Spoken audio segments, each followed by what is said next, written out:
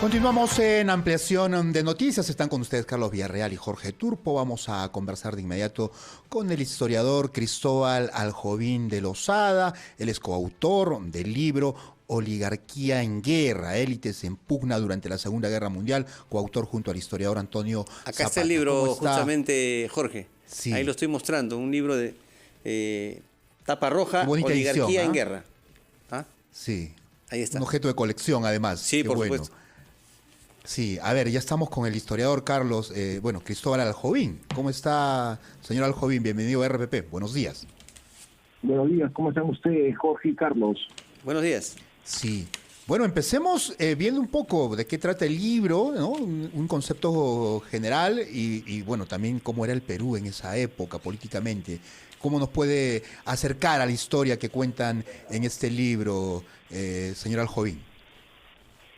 En verdad lo que quisimos era hacer un libro que trataba del primer gobierno de Manuel Prado, del 39 al 45, pero tratando de comprenderlo desde los años 30 hasta el 45, ¿no?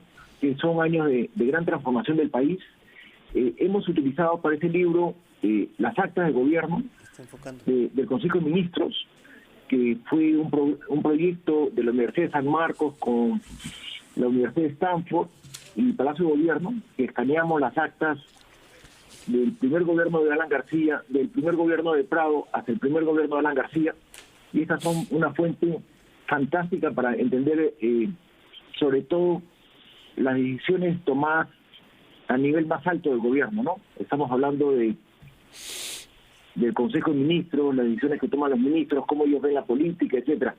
Además, algo que es interesante muchas veces es comprender la línea de tiempo, porque cuando uno ve la línea de tiempo, uno comprende las decisiones que se van tomando, ¿no? Porque si no, parecen como decisiones aisladas, ¿no?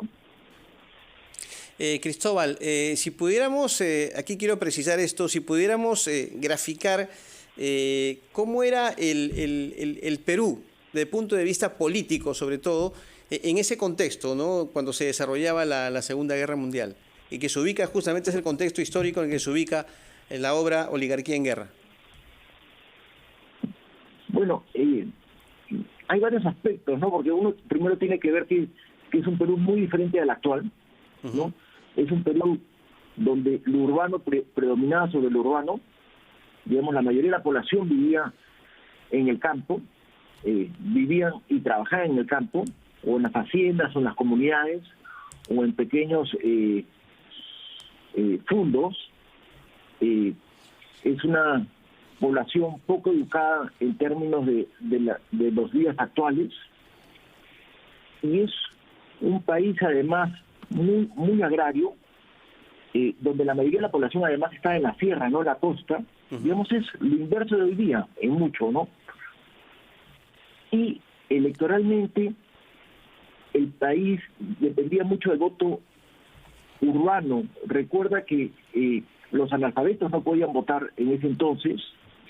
Entonces, la mayoría de la votación, de la política formal, se hacía en la ciudad, y en el campo también había política, pero una política de otro índole, no electoral, ¿no?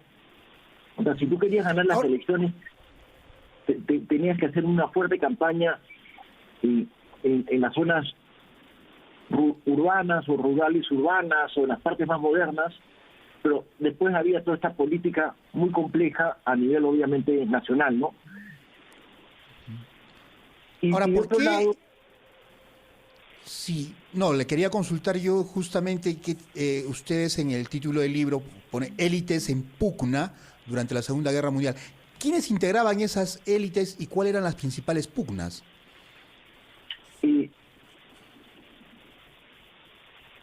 había pugnas, digamos, uno políticamente, si uno ve la herencia de los años 30, estaba la Unión Revolucionaria, el APRA, y algo de los grupos de izquierda marxista, ¿no? Y obviamente estaban lo que podríamos llamar hoy día la derecha, ¿no? Que eran partidos más bien vinculados a señores, no eran partidos verdaderamente muy orgánicos. El partido orgánico era, si quieres, era la Unión Revolucionaria y el APRA, y habían pugnas digamos, para definir por dónde tenía que ir el país. Pero también el gobierno de Prado, la Segunda Guerra Mundial, define de algún modo esta confrontación, aunque si tú ves el gobierno de Benavides o el gobierno de Bustamante, son dos gobiernos donde hay muchísima pugna ideológica y de grupos. Benavides había controlado el país, en cambio Bustamante, como todo el mundo sabe, terminó en un golpe de Estado y en una gran confrontación entre apristas y grupos de derecha. En cambio, Prado de algún modo logró cierto equilibrio político muy importante, bueno, por dos cosas, ¿no? Uno, que controlaba el Congreso. Creo que desde la presidencia de Pedro Pablo Kuczynski uno sabe la importancia que tiene el Congreso para la estabilidad política de un país, de un presidente. Y segundo, las guerras también le dieron mucha estabilidad, ¿no? Digamos, la guerra con Ecuador, digamos, los partidos tenían que apoyar a Prado, digamos, era una confrontación nacional. La guerra, de algún modo, son guerras internas y externas a la vez. Y segundo, también la Segunda Guerra Mundial y la presión norteamericana fue muy importante, digamos. La lectura de Víctor Raúl Ayala Torres fue muy importante en el sentido en el cual apuesta por la democracia y al modo apaciguo, ¿no? Cristóbal, y a ver, si pudiésemos hacer un paralelo entre la sociedad de aquel entonces y la actual, sobre todo, usted habla de la complejidad que había en el terreno social, económico y político. Si nos trasladamos, o sea, hacemos un paralelo de ese contexto al de ahora, ¿qué similitudes podríamos encontrar? Bueno, obviamente hay similitudes, sí, entonces es una sociedad que se ha ido transformando, ¿no? Digamos, si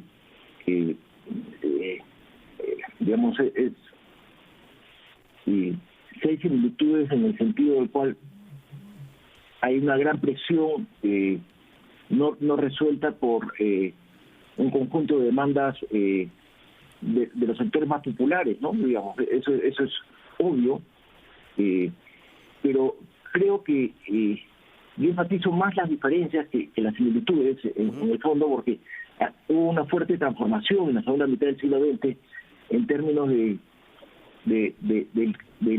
la población, la cuestión demográfica, la cuestión educativa, ¿no? Y los años, la segunda mitad del siglo XX también es momentos históricos en el cual se van generando algo que hoy día está muy incorporado a la población, la idea de los derechos, ¿no? Pensar la política en términos de derechos. Muy bien, Cristóbal, le agradecemos mucho, lo felicitamos a usted y a Antonio Zapata por esta obra, Oligarquía en Guerra, las élites en pugna durante la Segunda Guerra Mundial, lectura realmente obligatoria. Ha sido usted muy amable, muy buenos días. Muchas gracias. Muchísimas gracias a ambos y buenos días. Gracias por habernos acompañado.